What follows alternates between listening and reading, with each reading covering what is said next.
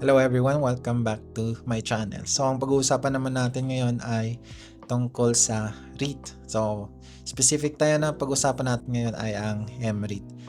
So kung gusto nyong mag-invest sa mga REIT stocks, I hope na makatulong tong video na to, no? Nang maliwanagan kayo kung paano kayo makakapag-decide kung anong REIT yung magandang bilhin. So ngayon, meron lang tayong isang example dito, MREIT.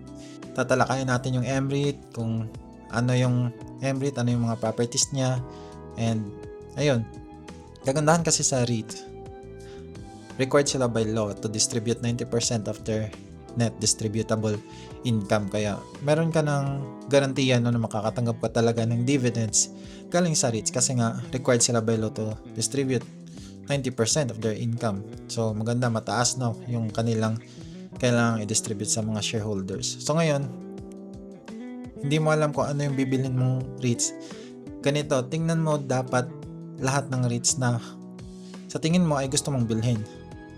At ganito mo dapat siya tingnan. So, tingnan mo kung ano yung dividend yield niya. So, kung gusto nyong makita yung dividend yield, tingnan nyo lang sa isang stock, no? Yan, dividend history. Ayan, i-add nyo lang to 0.25 sa isang taon. Yan kasi yung latest na dividend na binigyan nila last year. Yan. 0.2505 times 4. Kasi quarterly naman sila nagbibigay.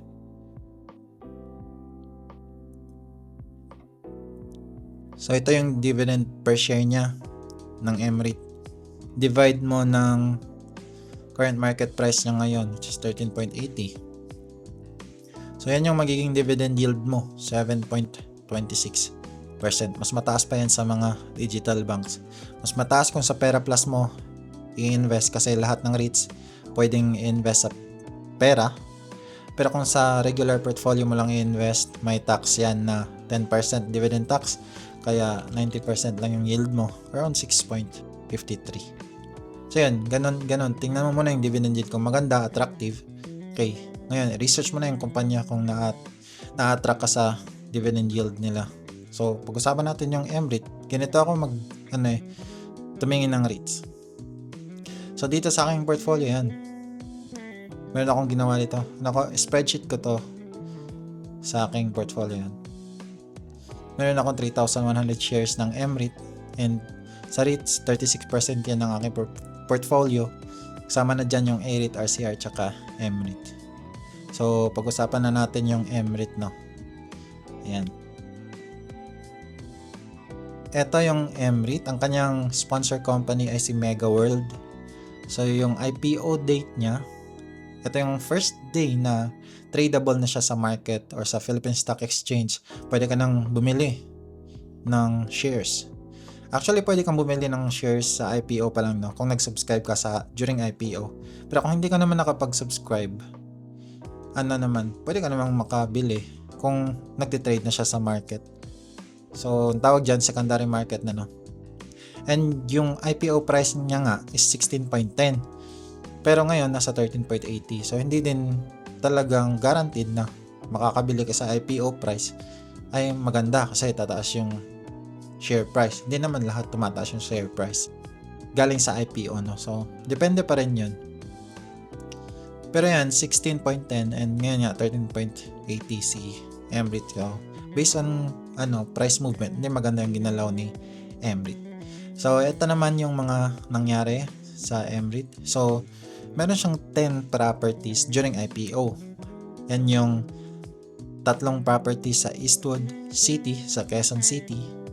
Meron silang 5 properties sa Taguig City sa may McKinley Hill. Plus, merong 2 properties, no? Isang property lang tong Richmond, 2 properties sa Iloilo naman. So, total of 10 properties yan. Ngayon, nung 2021, di ba nag-IPO sila? Nung December 2021, nag-acquire sila ng 4 properties galing kay Mega World. Ang kapalit nun, nagbabayad sila ng cash, no? O na worth ng properties na yan. So, ginawa nila, umutang sila ng 10-year term na loan, no? worth 7.2 billion plus additional cash na galing sa MREIT kapalit ng 4 na properties din. Ang mangyayari doon, edi madadagdagan yung properties nila, naging 14 na. So ito yung mga nadagdag na properties ng 2023. Yan, 1 West Campus, 5 West Campus sa Taguig City, at meron ding 2 properties sa Iloilo City. Yun yung 2 Global Center tsaka Festive Walk 1B. Yan. So, ang revenue o yung kinikita ng mga properties na yon, nag-start na silang mag-recognize January 2022. So, tumataas na yung revenue ni MREIT nung pag-infuse ng additional 4 properties. Ngayon, year 2022, meron silang mga ginawa na mga plano na mag-infuse na naman sila ng additional properties, at nangyari yon 2023 na. So, nag-add sila ng 4 properties. Kapalit naman nito ay pag-issue ng additional 263,700,000 common shares. Ang mangyayari dito, kung meron kang ownership ng MREIT, say for example, meron kang 10,000 shares ng MREIT. Ang mangyayari kasi dito, pag nag-additional issuance sila ng common shares, bumababa yung percentage ownership mo, no? Kasi, yan, halimbawa, lang kayo, 1 billion common shares. Naghahati-hati kayo sa rental income ni MREIT. Ngayon, nadagdagan na kayo ng 263 million. Bale, 1,263,000,000 na kayo na naghati-hati sa income. Kaya hindi naman talaga na pag may properties na dinagdag tapos nadadagdagan din yung number of common shares outstanding.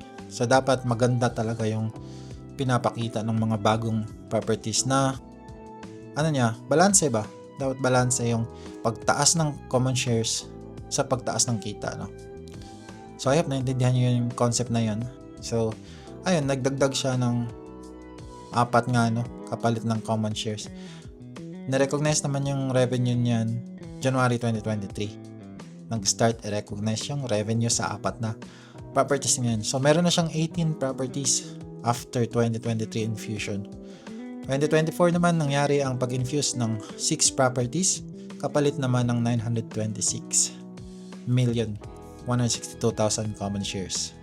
So again, ganoon pa rin, bumababa din yung percentage ownership mo dahil sa pagtaas ng common shares outstanding. Ngayon, itong 6 na properties na to, ito yun. 3 properties sa McKinley West, Taguig City yan. 2 West Campus, 10 West Campus, tsaka 1 Legrand. At 2 properties naman sa Iloilo, which is 1 Fintech Place at 2 Fintech Place, and isang property sa Davao City, which is ang Davao Finance Center. So, yan yung mga nadagdag. So, total of 24 properties meron si MREIT ngayon. So, yung nga pala yung 6 properties, na-recognize nila yung revenue last quarter of 2024. So, for 2025, wala silang na-infuse na asset, no? And meron silang goal. Yan, MREIT's goal is to reach 1 million square meters of gross leasable area before the end of 2027. Sa 24 properties na to, yan, meron ako nilagay dito, gross leasable area in square meter. Kung titingnan natin yan, yung total niyan, yan, that's 481,403. So, meron na lang silang 2 years. Kung marireach ba nila yung 2 years. Kung marireach nila tong 1 million na goal nila. Pero may plano na sila ngayon. Yan. Meron silang plan to have a property for share swap, no? That's 9 properties sa McKinley Hill. Gross leasable area ay 165,477. Kung mangyari yan, from 481 plus 165, magiging 646. So, meron pa silang mga 400 square meter or 300 something square meter na kulang. So, 9 properties plus cash na 187 million kapalit ng 996 common shares, no? Yan yung plano nilang property per share swap. So, kung mangyayari to, i-recognize nila yung revenue at the start of the quarter kung magkaroon na sila ng SEC confirmation of valuation sa kanilang mga properties. So, expected yan na mangyari yan ngayong taong 2026. So, hindi pa yan nangyayari ha. 24 pa rin yung properties ni MREIT. So, kung base natin sa gross leasable area, yan. Diversified naman si MREIT. Meron sila sa Iloilo, which is Visayas, Davao City, which is Mindanao. And ito yung sa Luzon. So, ito yung MREIT portfolio by city. Yan. So, pinakita ko na yung kabuang nangyari kay MREIT.